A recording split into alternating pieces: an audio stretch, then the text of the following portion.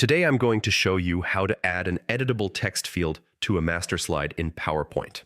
This is a simple but powerful trick that will save you time and keep your presentations consistent.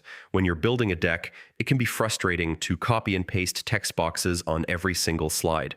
By placing an editable text field directly in the master slide, you make sure all your new slides already come with that text box ready to use. Let's walk through it step by step.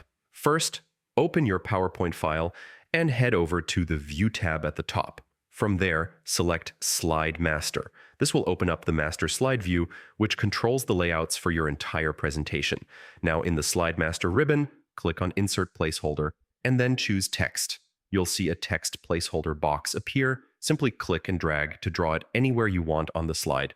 You can also resize or reposition it by dragging the edges until it fits your design perfectly. Once you're happy with the placement, go back to the ribbon and select Close Master View.